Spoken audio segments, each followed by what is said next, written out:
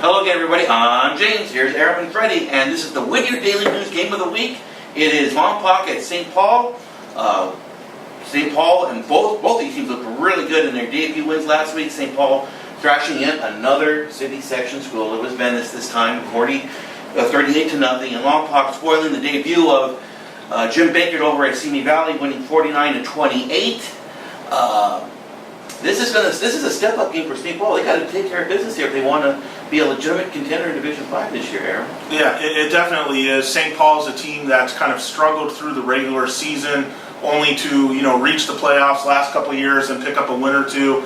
And so they're in the right playoff division. They're switching leagues this year. I believe it's this year, right? Yeah, they're in the Delray League. Yeah, they're in the Delray League. Is that what it is? I thought it was. No, they're in the Delray League this year. They used like to be St. Genevieve and all them are in there. Yes, last year they were in the Angeles League. This year they were, due to the league configurations, they're in the Delray League now. And in Division 5. And in Division 5, which again, you have Lucerne in there, you have Glendora in that division. Yeah, so that's a little bit of a rise, though, isn't it? Because they were in lower, they were like in 7 or 8 before that. Like I remember them playing Monrovia a couple years ago in the playoffs. Yeah. To put it in perspective, but nonetheless, I like the direction of the St. Paul program. I mean, under Rick Zapata, they've kind of gone to this no frills. We're going to just pound the ball and not take too many chances on offense and play good defense and see where it takes us. It's a great Big You Ten. got a running back like Allen, you can do that. Yeah, it's a great Big Ten recipe. And then it's not just Allen, though, a running back. You look at last week, 4 guys combined for 40 carries. Yeah. They only threw the ball 6 times. Yeah. Completed 3 of those, 1 for a TD, 1 for a pick. Hey,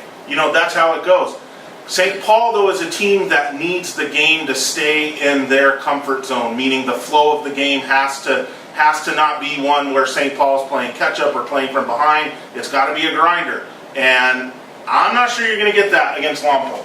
one thing you have to keep in mind here, Freddie, with Lompoc, they were up 21-14 last week at halftime against Simi Valley. Second half, they scored every position. Yeah, Simi Valley flickered out. Yeah, they just Well, scored every position. they've been one of those great programs over the years, and if you've Great been involved in the San Gabriel Valley over the last 15, 20 years, we've had some of our great teams match up against them in championship games. I mean, I can go back to watching Rose meet down there and freezing and seeing them get blown up. I can go back to the late 80s on that with Napoleon Kaufman. Yeah, I mean, San Dimas, I think San Dimas was one that got him one year that was down here. But yeah, they're always consistently good. So, hey, look, I think this is a great matchup. You want to call it a step-up game, maybe it is. I mean, it's good for St. Paul. I mean, they're not taking on those Division I powers, but they're working their way back.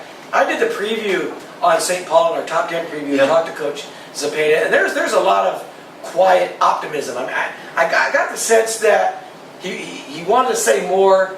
He wanted to say more, but he didn't want to say too much. Sure. I think he knows he's got something special over there. I think he knows that fan base, which is one of the best fan bases outside of, I think, Kiefer, what they got going on at Mission 1. Once they get rolling, that place over there is wild. And I think they've got a chance to start to get back there. They're in the perfect division for them in Division 5. I know they were up higher, right? Weren't they in Division 7 last year? I thought it was 7, 8, or 9. So yeah, I'm looking forward to seeing what they do, and I think this is a great test for both programs to see where they're at when you're looking long-term down the line. You've got St. Paul number 8 in your poll, Freddie. Yeah. Is there room for them to maybe move up a little bit? Of course there is. I mean, these things, we do Aram did the inaugural poll, we did the top 10 poll, and I broke that out into the top 20 after week 0 games. You learn so much after the game started. We talked about having Covina at number 10. Obviously, they dropped way down. Charter Oak, which was top 5, they dropped way down. These things can move when they're flexible. And look, these games, you win these big games, that's how you jump up in polls. So I think this is one for St. Paul, can get them right in the top 5 if they win. Having said that, I'm taking Lompoc. Yeah, I'm going to take Lompoc also. St. Paul, I give them credit. They've decked out a pretty nice non-league. Los Altos up after this, Birmingham later, and then Paraclete. That's going to be a real rough one before they go into league. But I just think Lompoc is probably a little better overall. This is a D3 team, one of the Division 3's top contenders. And real quick before you get there, you mentioned that's if St. Paul wins this game, that sets up a great game in week 3. Los Altos. Because Los Altos is going to beat Wilson this week. That's the rival. 2-0, 2-0. Yeah, 2-0, 2-0. And if they can beat someone like that, then for Los Altos to take on that challenge, that's going to be. Now, who do you got? I'm taking the swordsman. I took the Wow. one in the pit. There you go. Yeah, it's tough to win in the pit. You should know that. You've been there before. Tough to win in the pit. Yeah, and I think there's some, and I think you But mentioned. it's not impossible. No, not really stretching the imagination. Lompoc's going to make the ride. They got to drive the 2 hours to get. They're used to that. True. They've been doing that for 30 years, like True. Fred said, coming down here True. But and they might be a different team this year. I sticking think. it to us. I like the fact that they have a three-prong running attack. They get the Fido to do rush for like 93 yards Yeah. on Friday. It might be tough to beat. So the ticker down below has all the information where to log on. 7:30 kickoff. 7:30 kickoff. So if yes. that's true, Could be. adjust your schedule. Yes, and this is the third of our 2-minute drills. Thank you.